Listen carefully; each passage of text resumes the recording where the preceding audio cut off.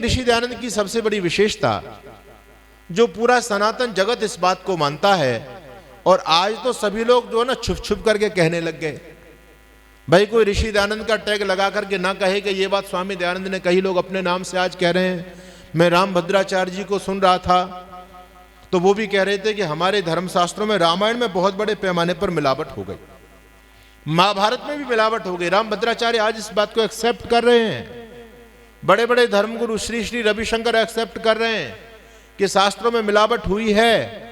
लेकिन सबसे पहले इस मिलावट का भंडाफोड़ करने वाला और इतनी कहने की हिम्मत करने वाला कि तुम्हारे शास्त्रों में जो कुछ भी लिखा है वो सर्वांश में सत्य नहीं है, ऐसा कोई महापुरुष आया तो केवल महापुरुष ऋषि दयानंद सरस्वती थे। कितना बड़ा काम किया। रामधारी सिंह दिनकर ने कहा, स्वामी दयानंद से पहले ये हिंदू फुसफुसिया जीव था। बड़ा विचित्र शब्द प्रयोग किया संस्कृति के 4 अध्याय में। फुसफुसिया जीव था। फुसफुसिया का मतलब, कहते हैं कोई ऐसा जंतु जो खड़ा ही नहीं हो सकता, जिसकी बैकबोन काम ही नहीं करती, जिसके शरीर में बैकबोन है ही नहीं तो खड़ा कैसे होगा। बस वही स्थिति हिंदू समाज की थी स्वामी दयानंद जी महाराज से पहले।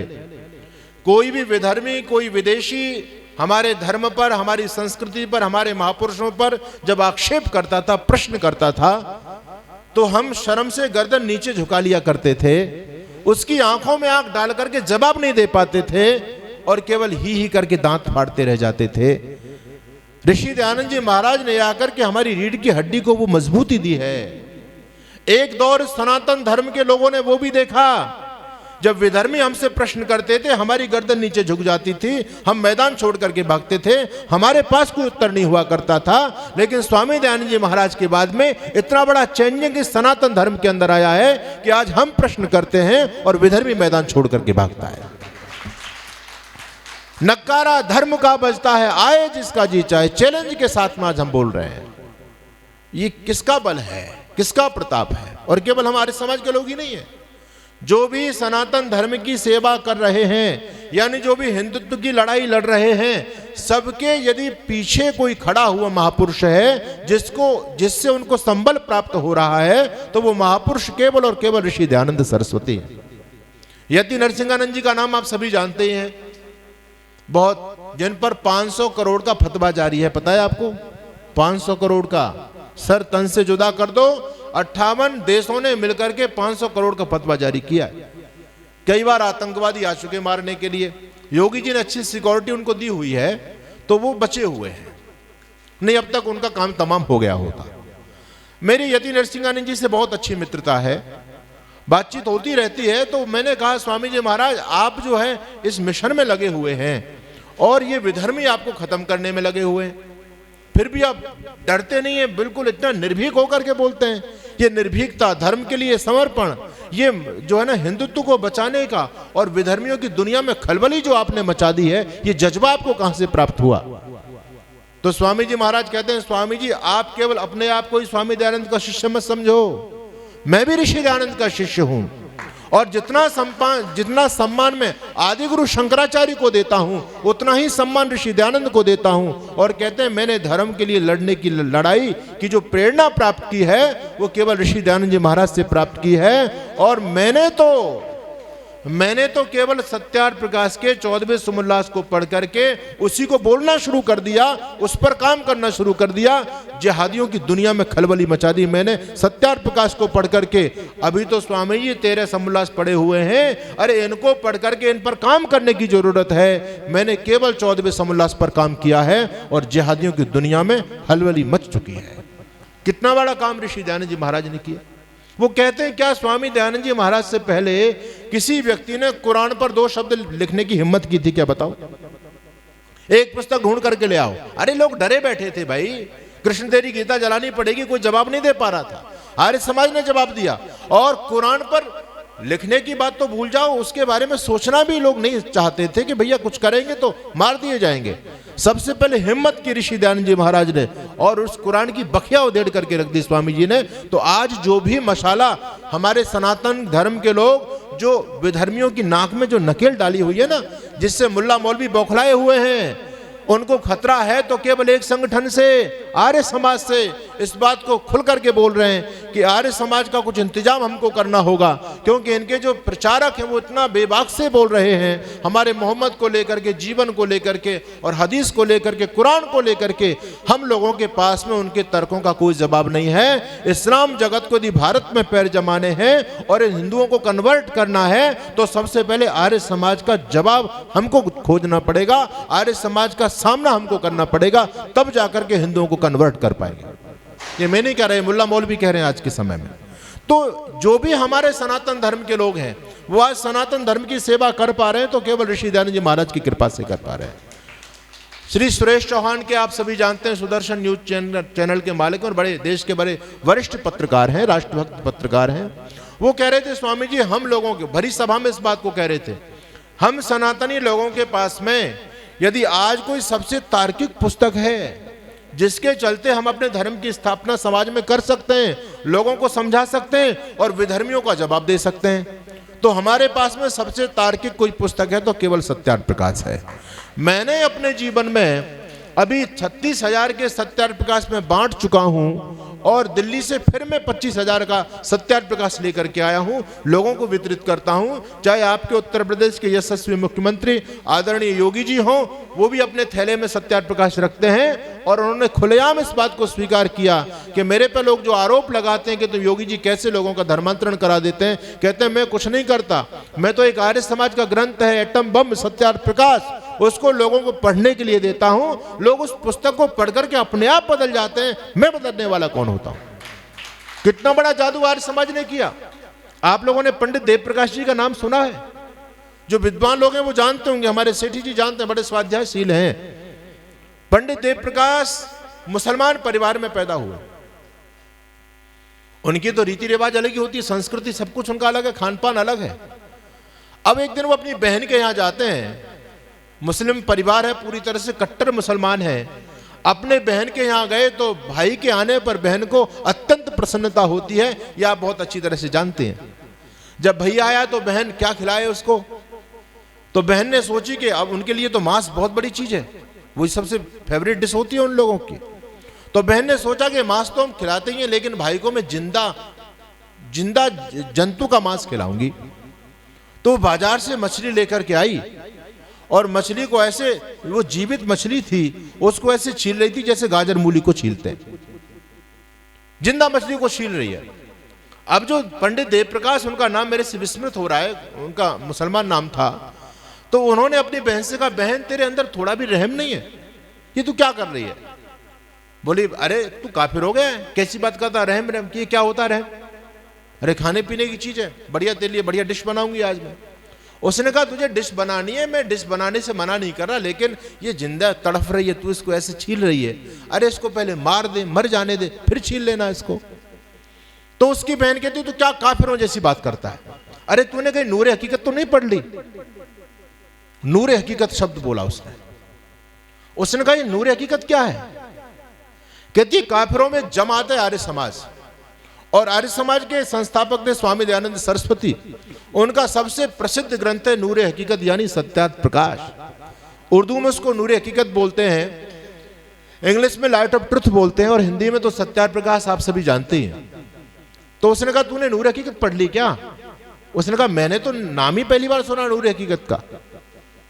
बोले तुझे कैसे पता है नूर हकीकत के बारे में? तो उसकी बहन कहती है कि हम एक बार मस्जिद में गए थे, तो हमारे मौलवी साहब कह रहे थे कि काफिरों में था एक दयानंद, वो हमारे कुरान की बड़ी उसने बखिया उधेड़ी है, हमारे धर्म पर उसने बहुत कुछ बोला है, तो अगर आप दयानंद को समझना चाहते हो और अपने कुरान का प्रचार करना चाहते हो तो सत्यार्थ प्रकाश को समझो और फिर उसके प्रश्नों का जवाब ढूंढो। तो आप लोग सत्यार्थ प्रकाश पढ़ो, दयानंद ने क्या क्या लिखा है कुरान के बारे में। उसने तो बरगलाने के चक्कर में लोगों को बोला। तो कहती है मैं भी नूर हकीकत खरीद लाई, लेकिन मैं पढ़ नहीं पाई, मेरे पास रखी हुई है। तो उसके भाई जो अब्दुल्ला थे कहने लगे बहन तू तो नहीं पढ़ पाई, लेकिन मुझे दे दे, मैं पढ़ लूंगा इसको। कहती है तू ले जा पढ़ ले। वो अपनी बहन से नूर हकीकत लेकर के आया और उस व्यक्ति ने नूर हकीकत पढ़ी। तो आपको आश्चर्य होगा, इस बात को मैं बार बार कहता हूं कि आखिर ऐसा कौन सा चमत्कार इस सत्यार्थ प्रकाश के अंदर है कि जिसको पढ़ने वाला व्यक्ति बदल जाता है और आज तक आश्चर्य की बात यह है, देखो ये बहुत गंभीर बात है, मैं किसी की क्रिटिसाइज नहीं कर रहा हूं।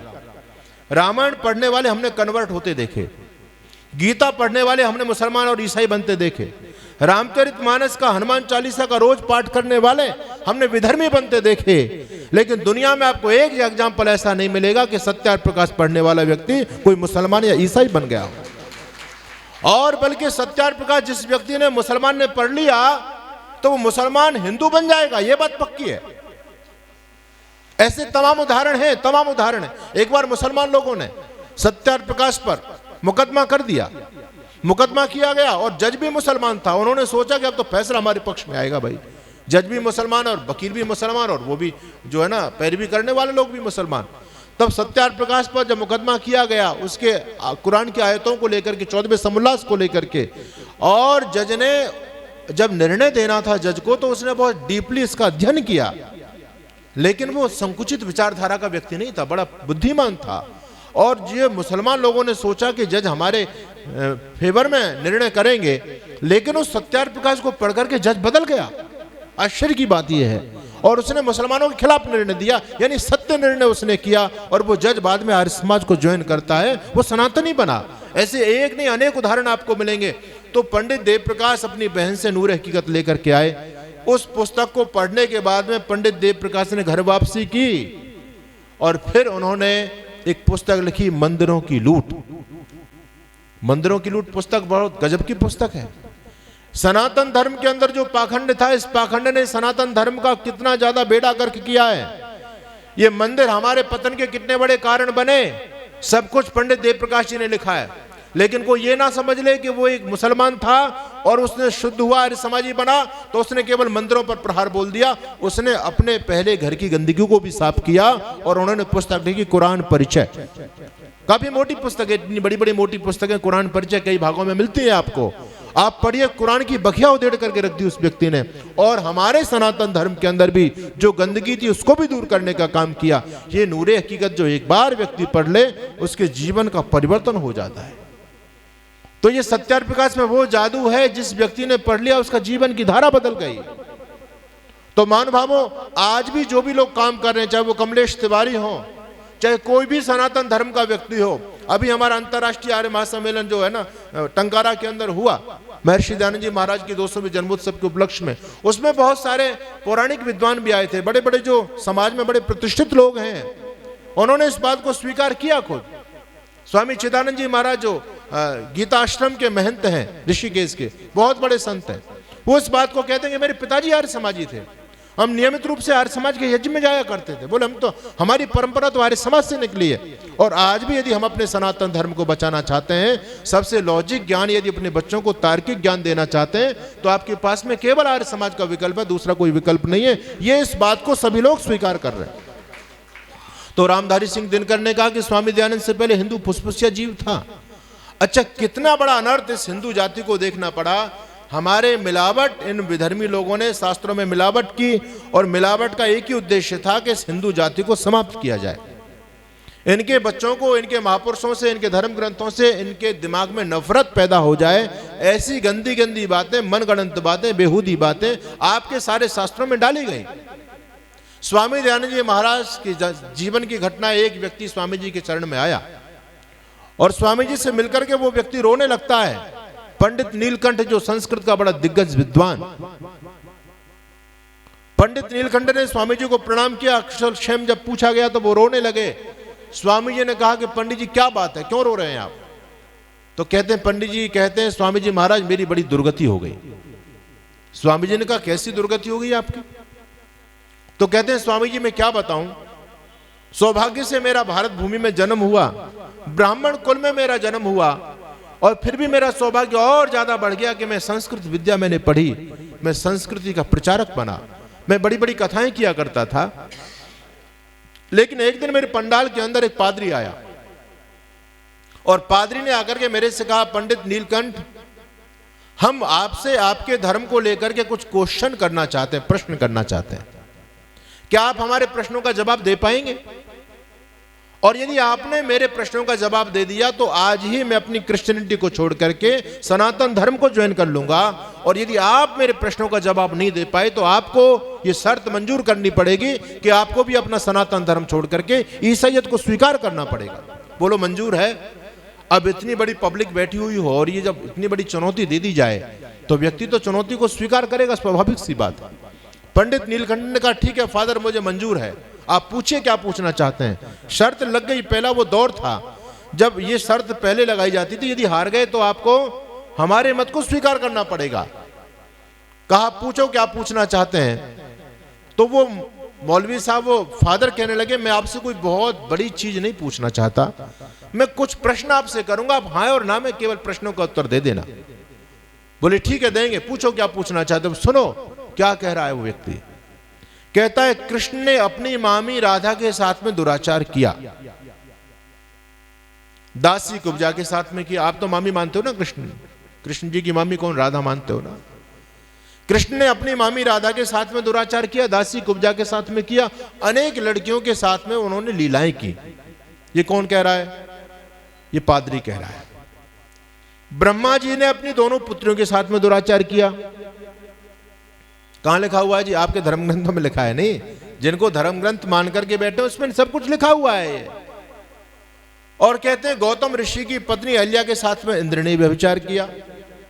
खूब आप लोगों ने कहानी सुन रखी है, दुनिया जानती है, कौन नहीं जानता गौतम और अहल्या का संबंध। अब समझने वाली बात है, उस व्यक्ति ने कहा इन प्रश्नों का आपके पास क्या जवाब है? आखिर पंडित नीलकंठ क्या जवाब दे पाते? भाई जो बात उसने पूछी वो बात तो लिखी हुई है ना, कैसे मना करते कि ये नहीं गलत है। तो पंडित नीलकंठ मौन हो गए। उसने कहा हाँ या ना में जवाब दो, ऐसा था या नहीं था, ऐसा हुआ या नहीं हुआ। अब पंडित नीलकंठ ये कैसे कह दें कि नहीं हुआ, क्योंकि तुम्हारे धर्मग्रंथ बता रहे हैं इस बात को। मौन हो गए। मौन हुए तो फादर ने कहा कि पंडित नीलकंठ मौन होने से बात नहीं बनेगी, शर्त लग चुकी है, आपको धर्म परिवर्तन करना पड़ेगा। पंडित नीलकंठ ने विवश होकर के धर्म परिवर्तन किया, उसका पूरा परिवार ईसाई बना और हजारों की संख्या में उनके अनुयायी ईसाई बने। आज पंडित नीलकंठ ऋषि दयानंद के चरणों में बैठ करके रो रहा है, पश्चाताप करता है और कहता है स्वामी जी महाराज काश यदि उस समय आपका प्रादुर्भाव हो गया होता, उस समय यदि ये आपका सत्यार्थ प्रकाश मिल गया होता, आर्य समाज की स्थापना आपने कर दी होती और मेरे तक आपकी बात पहुंच गई होती तो मेरी ये दुर्गति नहीं हुई होती। मुझे विवश होकर के अपना सनातन धर्म छोड़ करके क्रिश्चियनिटी को स्वीकार नहीं करना पड़ता। अरे ये तो सबसे पहले आपने हमको बताया कि तुम्हारे धर्म ग्रंथों में जो कुछ भी लिखा है वो प्रामाणिक नहीं है। संस्कृत में कोई श्लोक है उसको प्रमाण मत मान लेना। स्वामी जी महाराज आपसे पहले तो संस्कृत में लिखे हर शब्द को हम प्रमाण मानते थे, वेद वाक्य मानते थे। ये तो सबसे पहले आपने आकर के हमको बताया, आपने कहने की हिम्मत की। यदि आपका प्रकाश मुझे पहले मिल गया होता तो मैं उस पादरी के सारे प्रश्नों का उत्तर एक लाइन में दे देता और कह देता ये सब कुछ गलत है, हमारे महापुरुषों को बदनाम करने का षड्यंत्र चला है। ऐसा ना कृष्ण ने अपने जीवन में किया, ना ब्रह्मा जी ने किया और ना इंद्र ने कोई इस प्रकार का कर्म किया। कहता ये तो आपने हमको ये बातें बताई हैं। आज कोई विधर्मी आपसे प्रश्न पूछ रहे, कहां से जवाब दोगे बोलो? इसलिए मैं कहता हूं याद रखना, पंडित मदन मोहन मालवीय जी के शब्द हैं, मेरे नहीं है। जब वो दुनिया से जा रहे थे, बिस्तर पर लेटे हुए हैं, लोग मिलने के लिए उनसे गए, उन्होंने निवेदन किया पंडित जी महाराज आपके जाने के बाद में हमारी रक्षा कैसे होगी? वो हिंदू समाज के लिए बहुत बड़ा उनका योगदान रहा, संरक्षक थे, नेता थे और हिंदू समाज की कुछ बुराइयों को, कुरीतियों को दूर करने में उन्होंने काम किया। काशी हिंदू विश्वविद्यालय की स्थापना की। कट्टर हिंदूवादी थे, वो आर्य समाजी नहीं थे। अगर आर्य समाजी होते तो हिंदू विश्वविद्यालय नहीं लिखते वो, ये तो पक्की बात थी। तो काशी हिंदू विश्वविद्यालय स्थापित किया, कट्टर हिंदूवादी नेता। लेकिन आज जब वो दुनिया से जा रहा है और लोग उनसे जब मिलने के लिए गए तो लोगों ने निवेदन किया पंडित जी आपके बाद में सनातन धर्म की रक्षा कैसे होगी, कौन हिंदुओं को बचाएगा? पंडित मदन मोहन मालवीय अपने तकिए के नीचे से पुस्तक निकालते हैं, पुस्तक का नाम था सत्यार्थ प्रकाश, और उन लोगों को दिखाते हुए कहते हैं कि जब तक इस धरती पर यह सत्यार्थ प्रकाश है तब तक तुम्हारे धर्म पर, संस्कृति पर और संतति पर आंच आने वाली नहीं है। मेरे जाने के बाद में हिंदू समाज की रक्षा ये सत्यार्थ प्रकाश करेगा। आप लोग सत्यार्थ प्रकाश से जुड़ करके रहना। ये बात किसी आर्य समाज के लेखक ने नहीं लिखी है, ये बात पौराणिक व्यक्ति ने, जो इलाहाबाद से उनकी जीवनी प्रकाशित हुई है उसमें पौराणिक लेखक इस बात को लिखता है। कितना बड़ा जादू था सत्याग्रह प्रकाश का। पंडित मदन मोहन मालवीय वो तो बार बार कहते थे कि आर्य समाज दौड़ेगा हिंदू समाज चलेगा, आर्य समाज बैठ गया हिंदू समाज सो जाएगा, आर्य समाज सो गया तो हिंदू खत्म हो जाएगा, मर जाएगा। कितनी बड़ी महनीय भूमिका समाज के और राष्ट्र के निर्माण में हम लोगों की रही है। 100 से अधिक देशों में देखा जाने वाला, सर्वाधिक लोकप्रिय और सबसे अधिक फॉलोअर्स के साथ पूरी दुनिया में आर्य समाज के विचारों का प्रचार करने वाला एकमात्र चैनल वैदिक प्रचार।